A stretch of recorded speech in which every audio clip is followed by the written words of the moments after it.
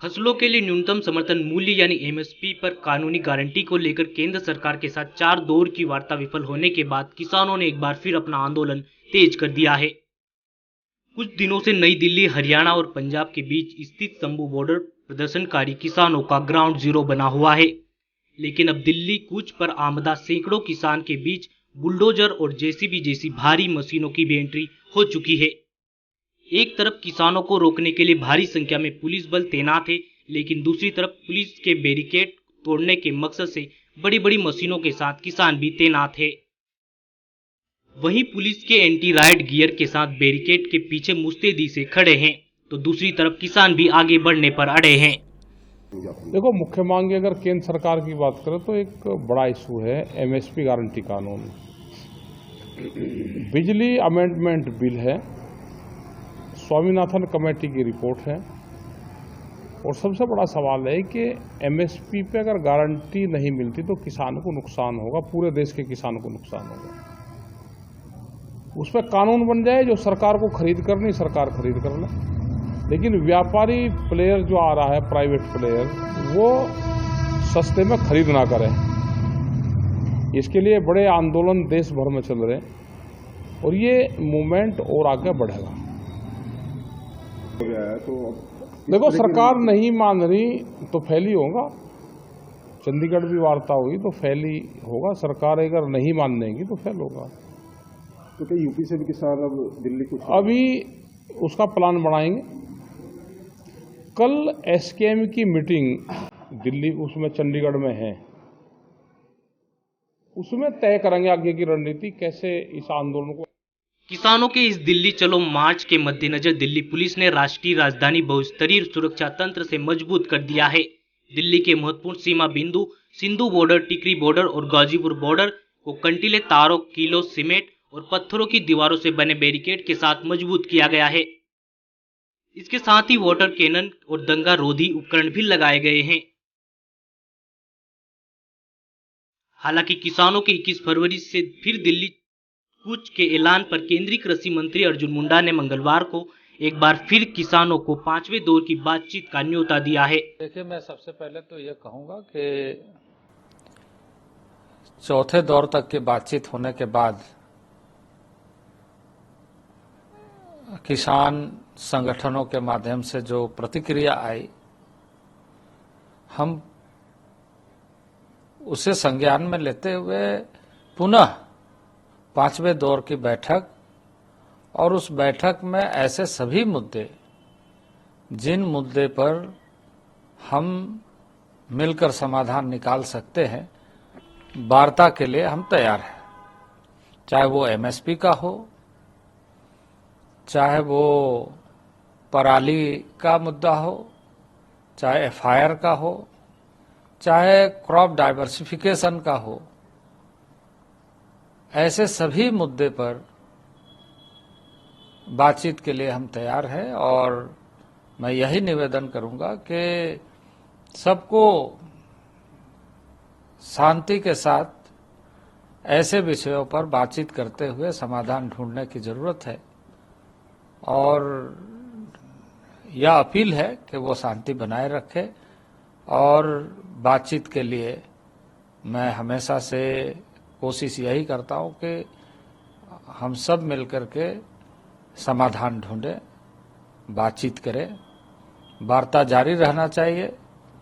कई चीजें सहमति बनती है, कई चीजें नहीं बनती है, कई तरह के विषय आती है, पर हम जब बातचीत करेंगे तो आपसी सौहार्दपूर्ण वातावरण में समाधान के रास्ते निकलते हैं। बातचीत करना चाहते हैं। अभी तक ऐसा कोई सूचना आई नहीं है। हम यही अपील करेंगे कि 5वीं दौर के बैठक के लिए हम सबको आगे बढ़ना चाहिए, और ऐसे मुद्दे पर संवेदनशील होकर के हम अपना पक्ष रखे, क्योंकि सरकार भी यह चाहती है कि इसका समाधान हो। तत्कालिक दृष्टि से भी, दीर्घकालिक दृष्टि से भी हमें समस्या का समाधान की दिशा में वार्ता के माध्यम से आगे बढ़ना है। 13 फरवरी से शुरू हुए किसान आंदोलन में किसान संगठनों की सबसे बड़ी मांग न्यूनतम समर्थन मूल्य यानी एमएसपी को लेकर है। उनका कहना है कि स्वामीनाथन आयोग की रिपोर्ट के अनुसार फसलों पर एमएसपी मिले। पिछले किसान आंदोलन में भी यह मांग प्रमुख थी।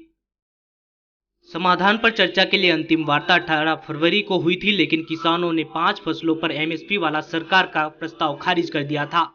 एक प्रेस कॉन्फ्रेंस को संबोधित करते हुए किसान नेता जगदीप सिंह दल्लेवाल ने कहा कि चर्चा के बाद किसान संगठनों ने प्रस्ताव को खारिज कर दिया है, क्योंकि यह किसान के पक्ष में नहीं है। लेकिन ये दोनों फोरमों की अब चर्चा होने के बाद ये फैसला लिया गया है कि जो सरकार ने प्रपोजल दिया है उस प्रपोजल की अगर उसे नाप तोल किया जाए तो उसमें कुछ नजर नहीं आ रहा। अगर इसको ध्यान से देखेंगे तो माननीय मंत्री जी कल ये बता रहे थे कि सरकार अगर एमएसपी की गारंटी दालों के ऊपर देती है तो हमारा 1.5 लाख करोड़ रुपया हमारी जेब से खर्च होगा, हमारे बजट के ऊपर वेट पड़ेगा। और इसी के बराबर एक खेती माहर साउथ का प्रकाश कामारेड्डी जी के अनुसार केवल 1,75,000 करोड़ रुपया अगर सभी फसलों के ऊपर एमएसपी दी जाती है तो 1,75,000 करोड़ रुपए के अंदर वो काम चल सकता है। तो फिर अगर सरकार इतने पैसा लगा भी रही है तो ये 2-3 फसलों का बिकने की व्यवस्था बनाए और बाकी किसानों को ऐसे छोड़ दिया जाए, ये हमें उचित नहीं लग रहा।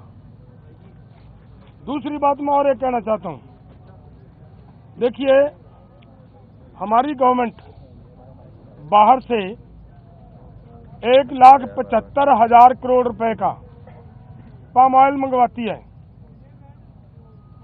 और वो सभी लोगों के लिए, मनुष्यता के लिए, इंसानियत के लिए बीमारी का कारण भी बन रहा है, फिर भी उसे मंगवाया जा रहा है। अगर यही पैसा 1,75,00,000 रुपया देश के किसानों को तेल बीज फसलें उगाने के लिए और उनके ऊपर एमएसपी की घोषणा करे सरकार और उसके ऊपर खरीदी की गारंटी बनाए सरकार, तो 1,75,000 करोड़ से उधर के पैसे इधर आ सकते हैं। तो मुझे कहीं पे भी ये नजर नहीं आ रहा कि सरकार के ऊपर कहीं से किसी तरह का बोझ पड़ रहा हो। अगली बात मैं ये कहना चाहता हूं कि जो मैंने कहा कि इसे अगर ध्यान से देखेंगे, स्टडी करेंगे तो इसमें कुछ नजर नहीं आ रहा।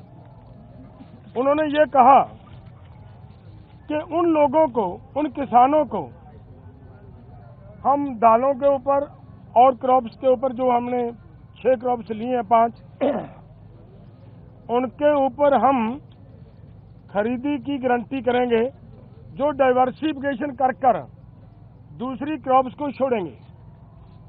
और मेरा इसमें कहने का मतलब है ये उन्हीं को देंगे जिन्होंने धान को छोड़कर मूंग को लगाया होगा। अगर जिन्होंने धान को छोड़कर मूंग को नहीं लगाया, अपने आप नेचुरल मूंग की बिजाई कर रहा है, उसकी खरीदी नहीं होगी। तो इसलिए इन सभी बातों से ये निकल कर आता है कि इसमें से कुछ किसानों को लाभ होने वाला नहीं है। हमारी मांग है कि पूरे देश के किसानों की 23 फसलों के ऊपर हमारी सरकार एमएसपी अनाउंस करती है। जो 23 फसलों के ऊपर एमएसपी की अनाउंसमेंट होती है वो इन्हीं के ही सीएसीपी की सिफारिशों के ऊपर होती है। और जब वो देती है सरकार हमें सीएसीपी के अनुसार एमएसपी का मतलब होता है मिनिमम सपोर्ट प्राइस को और गहनता से उसकी पड़चोल करोगे तो उसका मतलब ये होता है कि कम से कम आपको जिंदा रखने के लिए, आपको स्टैंड रखने के लिए एक सपोर्ट दी जा रही है। आपके लिए कोई भी उसमें इनकम देने वाली चीज कोई नहीं है उसमें, और वो भी देते हैं जब, और उसके ऊपर भी सारी फसलों की अगर हम ये मांगते हैं कि जितनी आप कम से कम भी दे रहे हो भाई, उतनी तो बिक जाए हमारी, उस रेट पे तो बिक जाए, और उसके लिए भी वो गारंटी का कानून ना दें, तो इसका मतलब देश का किसान इसी तरह लूटता जा रहे, तो वो हमें स्वीकार नहीं है। इसलिए इन सभी तथ्यों के हिसाब से हम दोनों फोरमों ने आज बैठकर चर्चा करने के बाद ये फैसला लिया है कि ये जो प्रपोजल आई है, ये प्रपोजल किसानों के पक्ष की नहीं है, किसानों के हित की नहीं है, और इसके अनुसार हम इस प्रपोजल को रद्द करते हैं। किसान नेताओं का साफ कहना है कि अगर सरकार एमएसपी की कानूनी गारंटी नहीं दे रही है तो इसका मतलब है कि देश के किसानों को लूटा जाता रहेगा और यह स्वीकार्य नहीं है। विकास मालवीय, डिजिटल डेस्क, स्वराज।